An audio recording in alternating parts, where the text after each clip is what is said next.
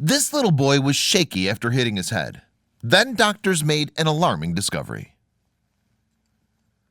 When one little boy felt weak after hitting his head, his parents rushed him to hospital.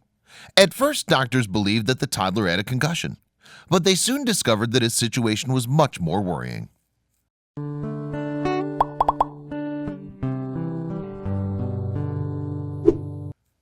Like many toddlers, little Colin was a ball of energy.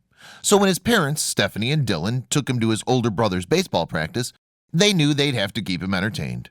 As a result, Dylan and Colin enjoyed a game of hide-and-seek around the family car. Amidst the excitement, though, the youngster tripped and fell. But although Colin suffered a little cut to his eyebrow, he got right back up and started playing again. His parents, therefore, thought nothing of the incident. After all, he'd fallen numerous times before with no issue. He's had worse falls before, Colin's mom Stephanie told TV show The Doctors in 2015. So we didn't think nothing about it and went to bed. However, overnight the toddler's condition took a terrifying turn. The next morning I went to wake up Colin, Stephanie explained, recalling the distressing incident. He couldn't sit up. I was just thinking it was the flu. But when I realized he couldn't walk, I called my husband.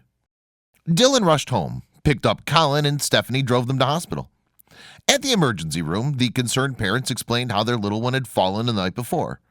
The doctors consequently figured that Colin had a concussion. To diagnose the suspected ailment, they conducted a CAT scan. However, the test results came back clear. Despite this good news, though, Colin's health was still in decline. And now the experts seemed stumped as to what the problem was. When he'd first arrived in hospital, it was only his legs that Colin couldn't move. But as time passed, he lost the ability to sit up. And by the evening, the 3-year-old was almost completely paralyzed. The only thing he could do was breathe, Dylan explained. He couldn't drink his bottle, he couldn't eat his food, he just laid there, Stephanie added. Then his oxygen levels were dropping. So the next day they decided to do a spinal tap to rule out meningitis. Once again, though, the test came back negative. And with Colin's condition still in free fall, his parents began to panic. Consequently, they had their son transferred to Children's Hospital in Memphis, Tennessee. It was only then that doctors discovered the shocking truth behind the toddler's illness. Colin got to the new facility just in time. Doctors told his parents that had they arrived just 30 minutes later, his little body would have gone into cardiac arrest. Luckily, however, they were able to stabilize the child and get to the bottom of his condition. Upon examining the toddler, a team of infectious disease doctors and neurologists discovered a tick behind Colin's ear. And it turned out that the little boy's paralysis was all down to this tiny creature. After the tick was removed, the toddler started receiving an antibiotic, at which point he slowly began to regain movement in his feet. Little Colin suffered from tick paralysis. The disease is caused by a neurotoxin found in the saliva of certain ticks. This then transmits to the host when the parasite feeds, and over the course of a few days it destroys nerve tissue, causing paralysis. In some cases, the disease can be fatal, but Colin was saved just in time. As soon as doctors removed the tick, Colin started to improve.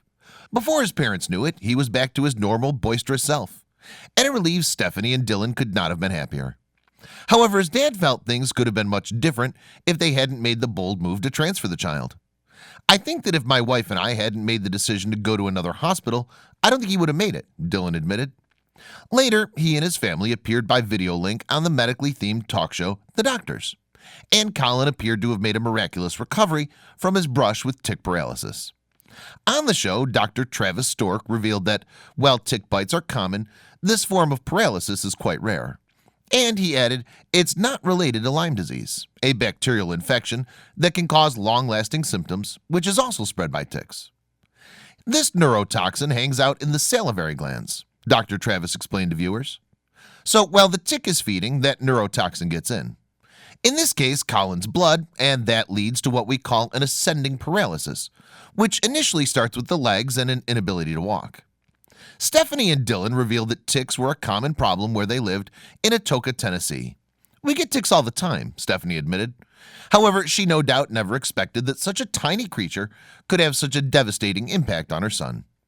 Thankfully, however, the disease shouldn't have a lasting impact on Colin, and having been almost completely paralyzed, he now finds it hard to sit still. His parents are probably exhausted then, but we're sure that they wouldn't have it any other way. Please don't forget to share this video with your friends below.